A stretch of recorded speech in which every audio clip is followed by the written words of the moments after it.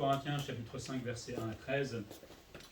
On entend dire généralement qu'il y a parmi vous de la débauche, et une débauche telle qu'elle ne se rencontre même pas chez les païens. C'est au point que l'un de vous a la femme de son père. Et vous êtes enflé d'orgueil, et vous n'avez pas été plutôt dans la fiction, afin que celui qui a commis cet acte soit ôté du milieu de vous. Pour moi, absent de corps, mais présent d'esprit, j'ai déjà jugé, comme si j'étais présent, celui qui a commis un tel acte. Au nom du Seigneur Jésus, vous et mon esprit étant assemblés avec la puissance de notre Seigneur Jésus, qu'un tel homme soit livré à Satan pour la destruction de la chair, afin que l'esprit soit sauvé au jour du Seigneur Jésus. C'est bien à tort que vous vous glorifiez. Ne savez-vous pas qu'un peu de levain fait lever toute la pâte? Faites disparaître le vieux levain, afin que vous soyez une pâte nouvelle, puisque vous êtes sans levain, car Christ notre Pâque a été immolé. Célébrons donc la fête, non avec du vieux levain, non avec un levain de malice ou de méchanceté, mais avec les pains sans levain de la pureté et de la vérité. Je vous ai écrit dans ma lettre de ne pas avoir de relation avec les débauchés, non pas d'une manière absolue avec les débauchés de ce monde, ou avec les cupides et les ravisseurs, ou avec les idolâtres. Autrement, il vous faudrait sortir du monde. Maintenant, ce que je vous ai écrit, c'est de ne pas avoir de relation avec quelqu'un qui, se nommant frère, est débauché, ou cupide, ou idolâtre, ou outrageux, ou ivrogne, ou ravisseur, de ne même pas manger avec un tel homme. Qu'ai-je en effet à juger ceux du dehors? N'est-ce pas ceux du dedans que vous avez à juger? Pour ceux du dehors, Dieu les juge. Ôtez le méchant du milieu de vous. Ce que j'aime beaucoup dans l'Épître aux Corinthiens, c'est que, vous voyez, au fur et à mesure qu'on l'étudie, on va toucher beaucoup d'aspects en fait de notre vie. Voilà. Et là, on va parler de ce péché qui était dans l'Église et qui semblait tranquillement accepté. Juste pour le contexte, on est dans une église un peu difficile, même très compliquée, un peu divisée, chacun est l'un pour l'autre. On remet en question l'autorité de Paul, son fondateur. Et Paul va justement les reprendre et leur rappeler que arrêtez de vous sentir sage. C'était les Corinthiens, donc plein de philo, etc. Arrêtez de vous sentir sage. Regardez comment vous êtes en train de bâtir votre église et arrêtez d'être tellement orgueilleux à ce point-là, au point que vous ne m'écoutez même plus, et derrière vous écoutez même plus Dieu. Là, il va les reprendre sévèrement par rapport à ce péché qui, finalement, ça ne les dérangeait pas.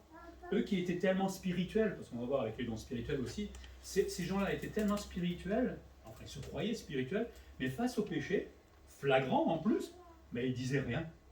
Ça ne les dérangeait pas. Il y a quelque chose de bizarre là-dedans. Et donc Paul va les reprendre et il va demander de discipliner cet homme. Parce qu'on a déjà parlé de la discipline. La discipline, ça se fait dans l'Église. Et c'est le rôle de l'Église, pas du pasteur ou du conseil. C'est le rôle de l'Église, globalement, de discipliner ceux qui s'écartent de ce que le Seigneur demande. Donc, on voit les versets 1 à 3, indifférence des Corinthiens, de ces grands Corinthiens tellement spirituels, face au cas de débauche dans l'Église. Il y a là un Corinthien incestueux, un chrétien qui avait une relation avec sa belle-mère, tranquillement. Ça gênait personne. Ça vous gênerait, vous? Quand même un peu. Alors, il était avec la femme de son père. Certainement que la vraie mère, on n'est pas sûr, mais elle était peut-être morte. Et le père avait dû se remarier donc, avec cette belle-mère. L'expression, en fait, avoir la femme d'eux, là je parle de l'homme, signifie souvent être marié. Donc peut-être que cet homme était marié avec la belle-mère. Il serait marié avec cette belle-mère, soit peut-être parce que le père était décédé, ou alors c'est parce que peut-être le père a découvert leur adultère et a divorcé, tout simplement. Il y a plusieurs cas, on n'est pas sûr à 100%. En tout cas, il était de toute façon marié ou pas marié, c'était le même problème. Il n'avait rien à faire avec sa belle-mère. On pense que la belle-mère n'était pas chrétienne, puisque Paul ne va pas reprendre et discipliner la belle-mère. Donc en plus, il n'était pas avec chrétien. Et ça, tranquillement, dans l'église, ça gênait personne. Des gens tellement pieux, tellement spirituels, ils passaient à côté et ne disaient absolument rien. On ne veut pas déranger, surtout pas. Il faut savoir qu'à l'époque, et peut-être dans le contexte de l'Ancien Testament, les relations incestueuses étaient punies sévèrement et par la mort, bien souvent. On lapidait dans l'Ancien Testament. Et même la loi romaine punissait en fait l'inceste et on vous déportait sur une île pour votre vie. Donc, c'est même pas que on va dire Dieu qui n'était pas d'accord avec ça, même le monde n'est pas d'accord avec ça. Donc c'est pour ça qu'il dit que Paul, à un moment, c'est un péché tel qu'on ne le voit même pas chez les païens. C'est fort quand les chrétiens arrivent à pécher plus que le monde arrive à le faire.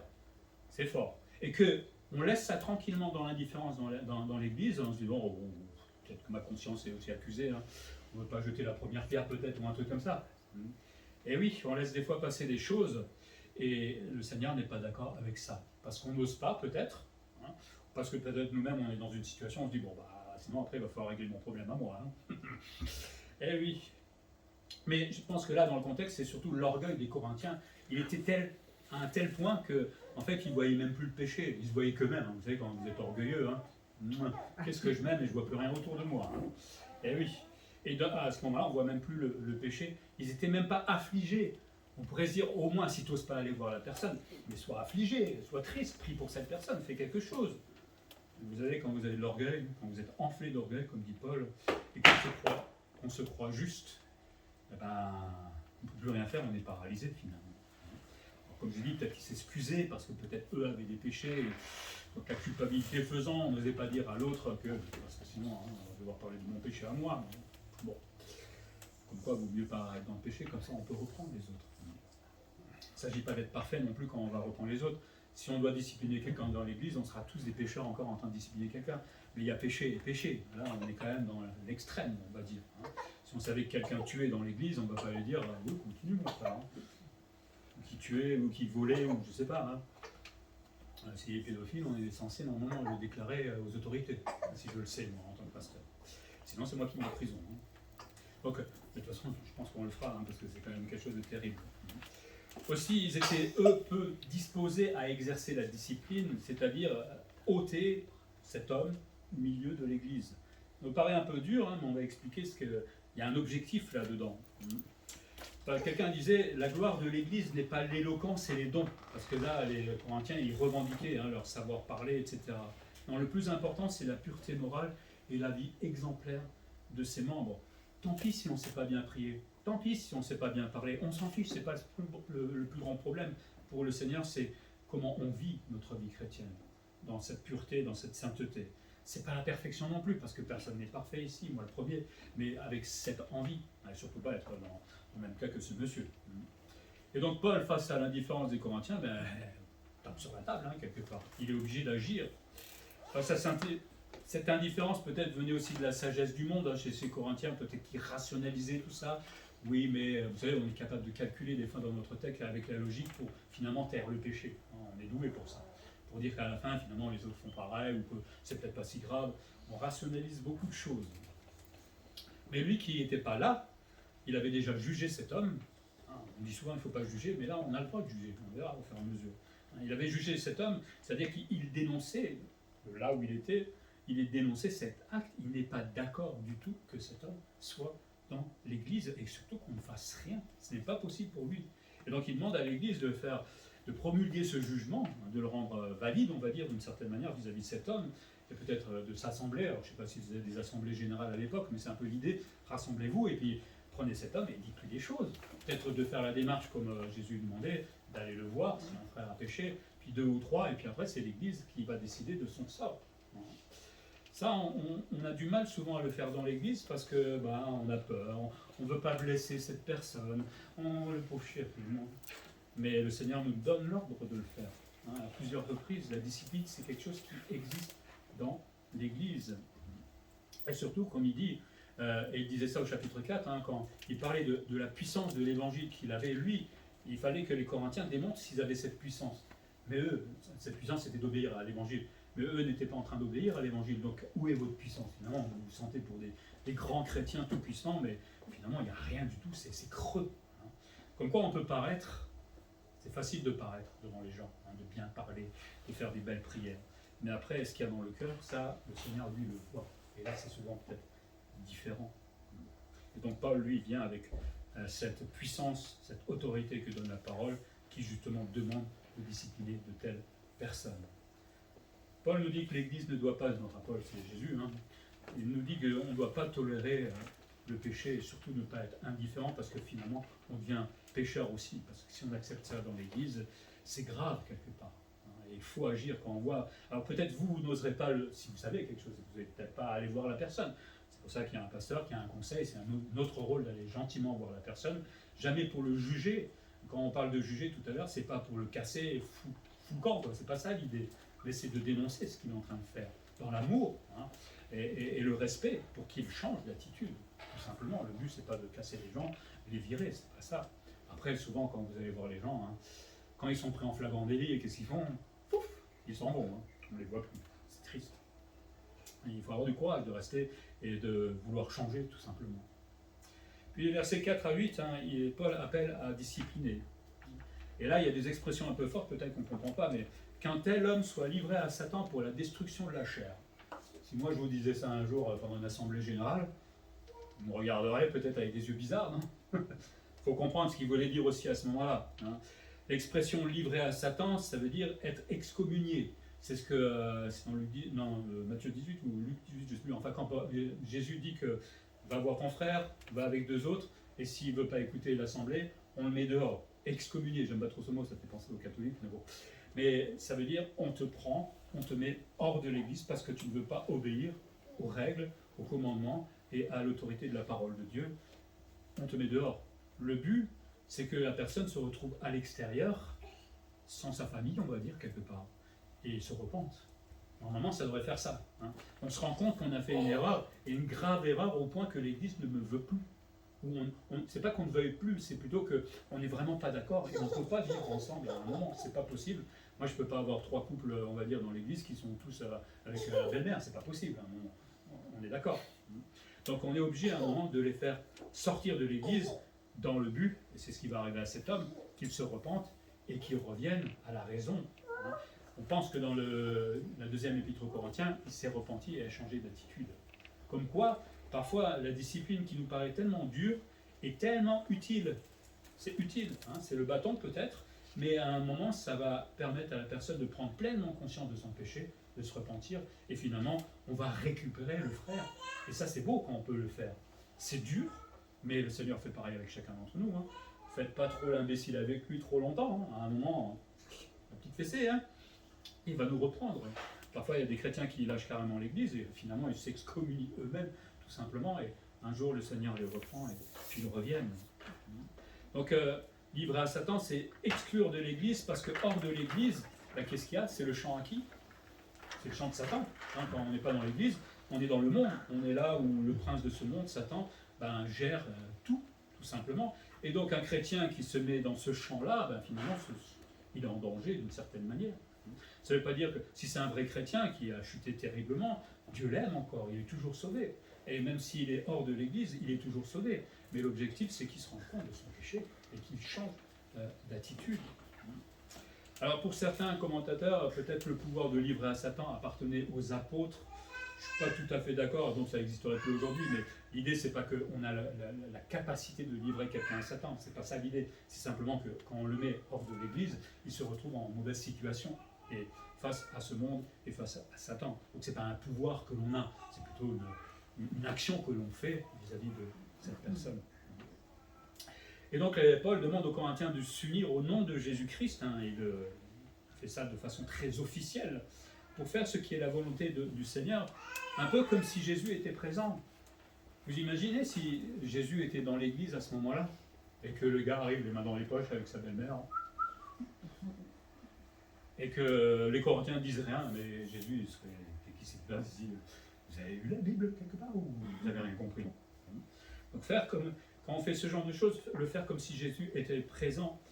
Il savait, il connaissait normalement la parole de Dieu, où Jésus avait enseigné que l'église locale était appelée responsable de cette discipline, hein, c'est Matthieu 18, voilà. Hein, il savait qu'il fallait le faire, mais personne ne le faisait. Et il devait prendre une décision à ce moment-là, mais Paul avait déjà pris la décision pour eux, il faut chasser cet homme de l'église, il faut le discipliner. Et l'expression qu'il soit livré pour la destruction de la chair, alors ça fait un peu fort hein, peut-être pour nous, le mot destruction c'est quand même un verbe assez fort qui parle de la ruine ou de la mort. On le retrouve dans 1 Corinthiens 10, où Paul va parler de l'exterminateur quand Corée avait péché, hein, c'est dans l'Ancien Testament, il y a un exterminateur qui est venu et qui avait tué une bonne partie des gens. Donc le verbe destruction c'est quand même une idée de mort, hein, de destruction, vraiment. Et Paul parle là d'une mesure disciplinaire qui peut même peut-être conduire à la mort. Je disais tout à l'heure par rapport à la scène, hein, dans 1 Corinthiens 11, il est dit que certains ont pris la scène à la légère et Dieu a permis qu'ils meurent. Dieu ne rigole pas quand on se moque de lui. Et peut-être que dans certains cas de discipline, il est parfois préférable que la personne meure, mais ça c'est Dieu qui le fait, c'est pas nous qui décidons. Il vaut mieux des fois qu'il meure plutôt qu'il continue à faire ses bêtises. Ça ne veut pas dire qu'il n'est pas sauvé. Mais des fois, on peut être à un tel point qu'il n'y a pas d'autre solution. Le Seigneur, il peut raccourcir la vie d'un homme. C'est lui qui décide de ce qu'il veut. Et pourquoi pas de cet homme, surtout s'il vient en tant que vrai chrétien et qu'il souille délibérément son Église. Le Seigneur n'accepte pas ce genre de choses. Heureusement que le Seigneur est patient, et plein de miséricorde, parce que sinon il n'y aurait plus personne dans l'Église à un moment. Mais bon, je ne pense pas qu'on soit allé jusqu'à ce point-là pour l'instant. Donc Paul parle de la destruction de la chair. L'expression peut signifier que, pourquoi pas, que les appétits charnels de cet homme soient annulés.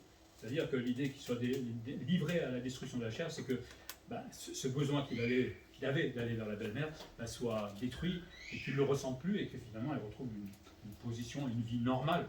Ça peut être ça. Ça peut aussi décrire des souffrances physiques que Dieu va utiliser. Dieu peut rendre quelqu'un malade s'il le désire. Et dans la souffrance physique, bien souvent, il y a l'état colère, mais il y a aussi l'état repentance qui peut arriver pour un chrétien. On souffre tellement qu'à un moment, on se rend compte qu'on a mal fait et on demande pardon au Seigneur. On a besoin d'être absolument brisé par Jésus-Christ. Soit ça peut être une mort lente, c'est-à-dire que le Seigneur, soit par une maladie, soit par un souci, va offrir aux pécheurs dans cette mort lente, j'imagine un cancer, ça peut prendre du temps, mais pendant ce temps-là, et dans la douleur, peut-être le temps de se repentir. Ça arrive que des gens se retrouvent sur un lit d'hôpital parce qu'ils ont peut-être des choses à régler. C'est dur tout ça, mais le Seigneur, ce qu'il veut, c'est qu'au fond, l'esprit soit bien disposé, mais tant pis pour la chair, elle va être détruite, ok, il n'y a pas de problème. Mais le but de la discipline pour Dieu, c'est toujours de rétablir la communion avec Dieu. C'est jamais de faire du mal. On a besoin des fois de passer par ces situations-là. Même en tant que chrétien basique, on va dire, on va passer par des épreuves pour sortir certaines habitudes de notre vie. Mais quand on est dans le péché à ce point-là, on a besoin des fois de souffrir pour changer, tout simplement. Mais le but, c'est qu'on soit rétabli et qu'on ait de nouveau cette communion avec le Seigneur. Ça montre surtout combien on peut être dur. Si on se laissait faire par le Seigneur, on n'aurait pas besoin de passer par ces situations-là parfois. Et les choses se feraient beaucoup plus vite et on serait tranquille. Mais on est tellement dur. On a tellement un gros ego dans notre cœur que le Seigneur se bat tout le temps contre nous pour qu'on change nos habitudes. Et s'il faut des fois arriver jusqu'à cela, il le fera parce qu'il nous aime, pas parce qu'il nous déteste, mais parce qu'il nous aime. Donc quand le pasteur un jour dira qu'on va discipliner quelqu'un dans l'église, il ne voyait jamais là la torture qui va tomber sur l'homme, ou je ne sais pas quoi, ce qu'on peut imaginer. C'est une démarche d'amour, en fait. Est-ce qu'il y a des parents qui ne disciplinent pas leurs enfants ? Pour moi, vous ne les aimeriez pas. Si vous les laissez faire ce qu'ils ont envie, c'est que vous manquez d'amour vis-à-vis de vos enfants. Chacun a eu, on n'a plus le droit de le faire aujourd'hui, mais à mon époque, on avait le droit à une petite calotte. Ça fait du bien, et puis l'enfant, là, oui, j'ai fait une bêtise. C'est pareil pour le Seigneur, il nous aime, il n'a pas envie de nous laisser dans nos mauvaises situations. Tout ceci afin que l'esprit soit sauvé au jour du Seigneur. Il y a un but, il y a un objectif. Alors là, évidemment, Paul ne pense pas que en le livrant à Satan pour la destruction de la chair, l'idée c'est qu'il perd le salut. Il ne va pas aller dans la damnation éternelle. L'homme est discipliné durant sa vie à cause de son péché, mais même si c'est un vrai chrétien déjà, il faut être sûr que ce soit un vrai chrétien, mais s'il a chuté à ce point-là, il est toujours sauvé. Mais ce que veut le Seigneur, c'est qu'il change d'attitude, tout simplement, au travers de la discipline. C'est-à-dire que cette chair, elle soit détruite. La chair, c'est-à-dire le péché, c'est ce qui cause le péché chez lui, doit être enlevé. Il faut retirer tout cela. Mais évidemment, il est sauvé. Et même s'il partait dans cette situation-là, s'il est vraiment né de nouveau, il se retrouve devant le Seigneur, devant le tribunal de Christ, mais ça va barder pour lui là-haut. Donc il vaut mieux régler les choses sur la terre, je pense, plutôt que d'être face au Seigneur Jésus-Christ, parce que quelqu'un était déjà en face de Jésus, là, un jour ? Moi non plus, et croyez-moi que autant je sais qu'il m'aime, autant ça me fait peur. On ne sait pas comment ça va se passer. Bon, il a de l'amour pour nous, il a la miséricorde, il nous a pardonné, mais ça va être sérieux. C'est plus le petit Jésus que je me fabrique, gentil, mignonné, qui accepte tout. On sait comment on se fait son petit Jésus dans sa tête. Là, ça sera le Sauveur, le vrai en face. Ça va faire bizarre. En même temps, on est pressé de le voir. on est maso. Je sais pas. Mais si on n'a rien à se reprocher, ben, la rencontre sera moins grave. Mais si vous êtes dans l'inceste, là, c'est peut-être un peu plus difficile. Ça va être douloureux, je crois. Hein. Donc Paul dit que cette discipline, l'objectif est de préserver la personne. Hein. Ce qu'il veut, c'est en fait que l'homme se purifie de son péché, qu'il cesse de pécher et qu'il change d'attitude, tout simplement. Et là, s'ils étaient par exemple mariés, il faudrait qu'ils se divorcent, tout simplement, parce qu'ils n'ont rien à faire l'un avec l'autre. De toute façon, Dieu n'acquiesce pas ce genre d'alliance. Pour moi, il n'y a pas d'alliance, quelque part, même si on a l'idée est aussi l'idée est qu'il est plus sous la protection de Dieu. Si on le livre à Satan, quelque part il se retrouve dans le monde, alors il y a deux solutions.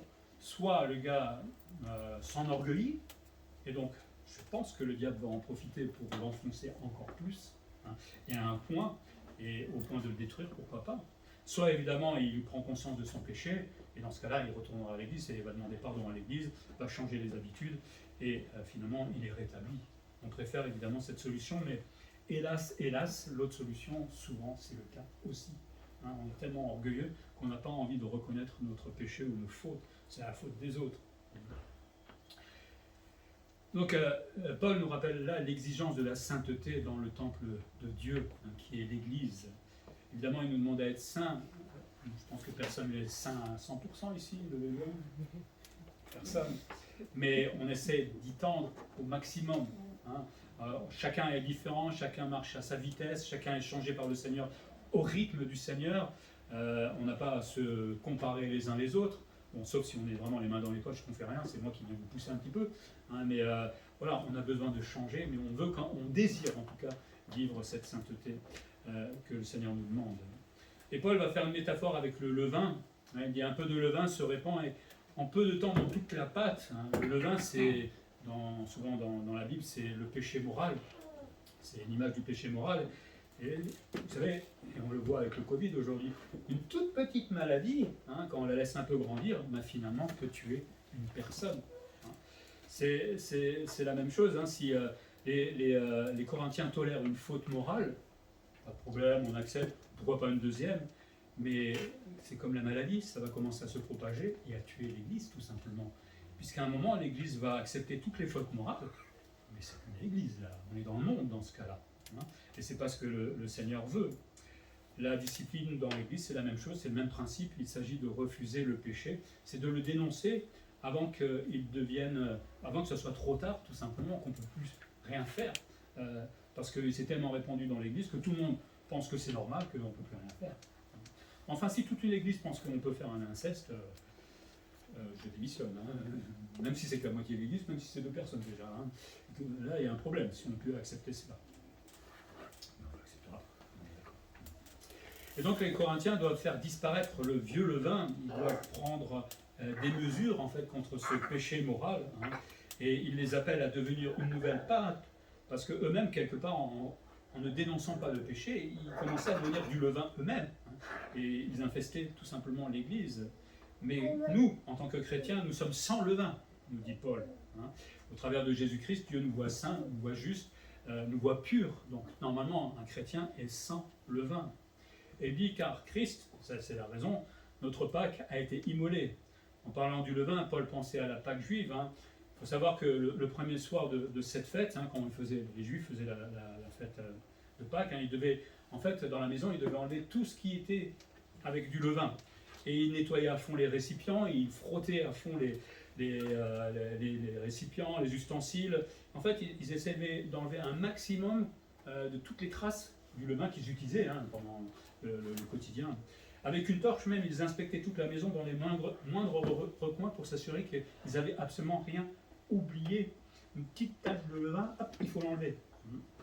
Ensuite, ils élevaient les mains et disaient « Ô Éternel, j'ai ôté tout le levain de ma demeure, et s'il devait néanmoins subsister des traces sans que je sache comment, de tout mon cœur, je les rejette. » Donc eux comprenaient certainement, surtout les Juifs, ce que ça voulait dire d'être sans levain, et qu'aujourd'hui, Christ est notre Pâque immolé. Il y a une idée derrière de nettoyer le cœur du chrétien. Cette image illustre le zèle aussi que devait avoir le chrétien à ôter le mal dans leur vie. Et ça, il le dit aux Corinthiens. arrêtez d'être dans le péché, enlevez le levain qu'il y a dans votre vie.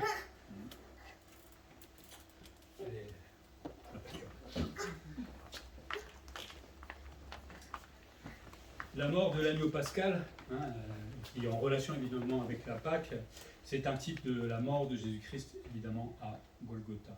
Et Paul dit de célébrer cette fête.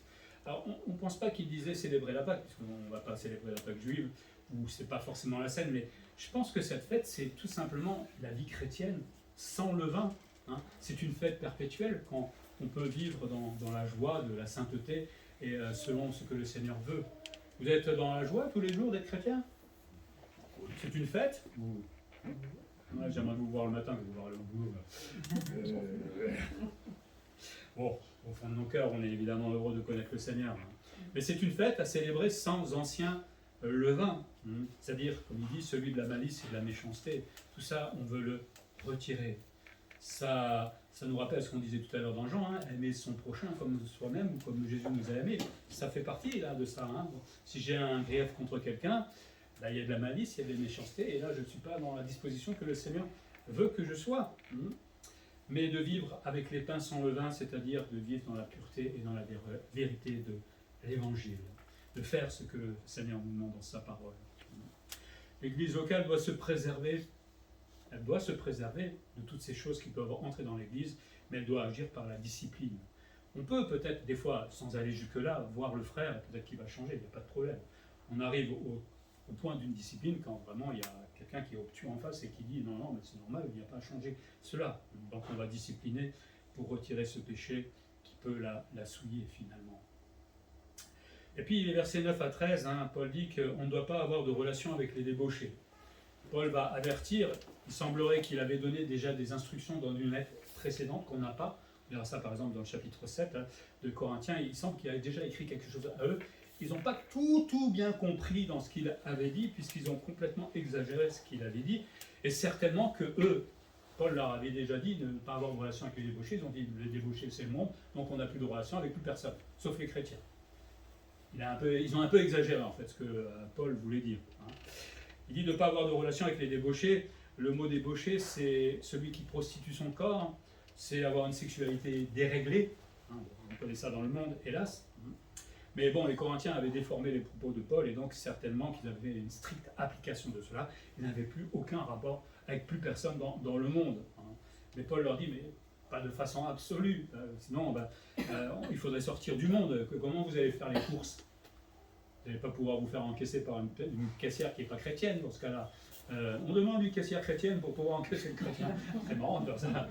Mais après, les produits ont été produits par des non-chrétiens, donc on ne peut pas vivre comme ça. C'est impossible.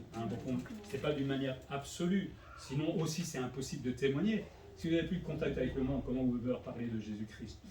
Bon, on voit que les Corinthiens, dans leur grande sagesse, plutôt dans leur grand orgueil, ils n'avaient rien pigé du tout, ce que Paul avait dit. On voit ça plusieurs fois dans les Corinthiens. Bon, après, ils sont au début de l'Église, on a tout le recul, heureusement, on ne va pas trop les juger non plus, je ne sais pas comment on aurait nous agi à ce moment-là. Mais il dit de ne pas avoir de relation avec une personne qui se nomme frère et qui agit mal. Si un chrétien se dit chrétien, vient à l'Église tranquillement et qu'il prostitue son corps, et que je le sais, là, il va y avoir un petit problème. Là, une démarche de discipline, et je n'irai sûrement pas manger avec lui. Parce que là, mon frère, je t'appellerai même pas comme ça, il y a un problème. On n'est plus tout à fait sur la même ligne à ce moment-là. Donc, si je sais que ce frère est dans la débauche, dans la cupidité, non, il ne faut pas rester sur la débauche seulement, dans la cupidité. Eh oui, il y a des frères dans l'Église qui aiment l'argent, qui jouent avec l'argent dans l'Église, ils font parfois du chantage. Je dois pas être avec un frère comme ça. Qui sont idolâtres. Alors l'idolâtrie, évidemment, je ne pense pas seulement à se prosterner devant quelque chose, mais on a tous des idolâtries. On a tous quelque chose qui remplace le Seigneur, des fois à un tel point. S'il est outrageux, il se comporte mal. S'il est ivrogne, bon, si vous voyez un chrétien qui rentre complètement bourré dans l'église, on va quand même lui dire, t'es gentil, mais c'est pas la scène aujourd'hui. Vous verrez pourquoi je dis ça, parce que dans le chapitre 11, pendant la scène, ils étaient bourrés. Eh oui, les Corinthiens, ils sont forts, ces grands Corinthiens sages et intelligents. Mais voilà, si je sais qu'il est ravisseur aussi, enfin bref, si je vois qu'il a un comportement qui est hors catégorie, hein, bah, je ne mange pas avec un tel. Non. Je ne peux pas être en communion avec lui. Hein. Alors la question qu'on peut se poser, est-ce qu'on parle de la scène ou est-ce qu'on parle de repas, on va dire, qu'on peut avoir ensemble hein, dans notre maison? Bon, les commentateurs pensent plutôt qu'on ne peut pas l'exclure des repas de l'église, enfin on va l'exclure de la scène, ça c'est sûr, mais vaut mieux qu'il soit à l'église pour qu'il entende et pour qu'il change d'attitude. Donc je pense personnellement plus dans le fait d'avoir un repas avec lui et de communier autour d'une table, à manger quelques haricots verts et je ne sais pas quoi est-ce qu'on peut manger à ce moment-là. Ce frère doit comprendre que l'église n'approuve pas son attitude. Et s'il m'invite à manger et que je lui dis non, je vais lui expliquer gentiment, mais attends, mais tu vis dans la débauche, je ne suis pas d'accord avec toi, je ne peux pas partager ce repas avec toi, c'est pas que je ne veuille pas, mais il faut que tu changes d'attitude. C'est pas simple des fois de le dire. Ah oui, parce qu'après il va vous faire la tronche. Bah oui, mais dans la vie, il faut accepter que les gens vous aiment pas, hein, vous fassent la tête. Faites pasteur, vous verrez, c'est tout le temps comme ça. Hein, personne vous aime. Mais c'est pas grave, c'est pas grave. Moi, entre être aimé d'une personne et être juste, je préfère être juste. Parce que si j'aime la personne juste parce que je veux l'aimer, parce que je n'ose pas dire les choses, c'est devant le Seigneur que je vais être repris à ce moment-là. Et en tant que pasteur, je m'en prends plein la figure. Hein. Mais c'est pas pour tout le monde. Hein. C'est pas parce que je suis pasteur. Moi, à l'époque, c'était la même chose. J'étais pas pasteur et quand je voyais quelque chose qui n'est pas bien, je lui dis non et c'est tout. Voilà. Tu m'aimes pas? Mais tant pis pour toi, mon ami. Hein. C'est pas grave. Moi, je continue à vivre ma vie. Donc ce frère doit comprendre que l'Église n'approuve pas, que je n'approuve pas. Alors certains vont dire, oui, mais Jésus aussi mangeait avec les gens de mauvaise vie. Alors pourquoi on ne pourrait pas nous... Oui, mais ce n'étaient pas des chrétiens. Ce n'est pas des gens qui ont revendiqué être nés de nouveau. Donc c'est complètement différent. Moi, je peux manger avec un collègue de travail. S'il m'invite à la maison, il n'y a aucun problème. Je ne peux pas le discipliner parce qu'il ne se dit pas chrétien à ce moment-là. Donc il agit comme le monde, c'est normal. Ce sera l'occasion de l'évangéliser à ce moment-là. Mais s'il se dit chrétien, né de nouveau, qui veut suivre le Seigneur et qui fait carrément le contraire, écoute mon coco, on a un petit problème tous les deux. Hein. Et Paul appelle donc l'Église à juger. Juger, c'est pas de condamner, mais c'est plutôt de faire justice dans ce cas-là. Hein. De faire justice avec les gens de l'Église. Comme Paul dit, le jugement du monde, ça ne nous appartient pas. Hein. On ne devrait même pas regarder le monde en disant « Oh là là, qu'est-ce qu'ils agissent mal !» C'est même pas notre problème en fait. Bon, on le voit, on est triste, surtout quand c'est des guerres, des choses comme ça, mais Paul dit tout ça, c'est les affaires de Dieu. C'est Dieu qui va un jour s'occuper des affaires du monde, c'est-à-dire de celles des inconvertis. Jésus jugera le monde quand il reviendra. Hein, et d'ailleurs, il le fera beaucoup plus justement que nous. Hein. Vous imaginez si là, on nous demandait de juger le monde parfaitement juste, qui est parfaitement juste, disait. Ah ouais, donc... des fois, quand on juge le monde, on devrait peut-être se reprendre et se dire déjà, moi j'étais comme eux avant, il y a peut-être une possibilité pour un jour de se convertir, donc on n'a pas à les juger. L'Église a un rôle, c'est s'occuper et de juger ce qui est à l'intérieur de l'Église. Hein. Elle est appelée à ôter le méchant du milieu d'elle. C'est peut-être valable autant pour cet homme-là, mais pour les faux docteurs, pour un tas de choses comme ça, hein, qui peuvent perturber l'Église, et qu'il y en avait aussi dans l'Église de Corinthiens. C'est la responsabilité, pas du pasteur, parce que souvent, après, c'est lui qui prend tout sur la figure. C'est la responsabilité de tous les chrétiens d'être en bloc et de se sentir responsable dans ce domaine-là, de gérer les affaires internes. C'est vrai qu'on a souvent le pasteur avec un conseil, etc., mais on a une assemblée générale. C'est pas moi qui ai l'autorité, hein. C'est l'assemblée générale, c'est-à-dire c'est l'Église qui a autorité dans l'Église. Et si l'assemblée générale décide quelque chose contraire au pasteur, et que tout le monde dit oui, ben, le pasteur ne peut pas rien dire. D'accord ? Bon, après, j'espère qu'on sera toujours d'accord. Mais voilà, souvenons-nous que c'est cette Église qui a l'autorité de dénoncer, de prononcer publiquement l'exclusion d'un chrétien. Si on doit exclure quelqu'un un jour, ça sera en assemblée générale. Ce n'est pas moi ou le conseil qui va le décider. C'est l'assemblée générale. Après explication, après avoir essayé d'aider la personne, qu'elle change, etc. Et donc, il faudra parfois, et ouais, j'espère que ça ne nous arrivera jamais, mais il faudra parfois dire à une personne de s'en aller, tout simplement. Alors, je vous rassure, ça m'est déjà arrivé plusieurs fois, on les convoque aux assemblées générales, ils ne viennent pas. Hein. Ils nous font de gentilles petites lettres, oui, je démissionne, et voilà, ils ne sont pas bien courageux. Donc c'est rare qu'on ait quelqu'un en face de nous, mais bon, il faudra peut-être le faire un jour. Mais le but recherché dans cette démarche, c'est évidemment que ce frère se repente et qu'il retrouve sa communion avec Jésus. Hein. Quand on va faire cette démarche, croyez-moi qu'on va prier priez, priez, priez pour cette personne. Parce que le but, c'est pas l'affiche dehors, loin de là. On aime cette personne. Hein. Mais vraiment que le Seigneur puisse un peu bouger son cœur, le malaxer un petit peu, le massage cardiaque, comme on dit, pour le refaire vivre tout simplement. Et si finalement la personne se repent, on serait content de ne pas te mettre dehors, évidemment. Donc la discipline, peut-être aussi dure soit-elle, enfin les parents savent ce que c'est normalement, hein, aussi dure soit-elle, a toujours des effets bénéfiques et salutaires pour la personne, évidemment, qui l'acceptera. Que le Seigneur nous aide à peut-être prendre conscience que nous avons cette responsabilité en tant que membre de l'Église. Ce n'est pas le pasteur, le conseil qui a toutes les responsabilités, nous avons tous cette responsabilité dans l'Église.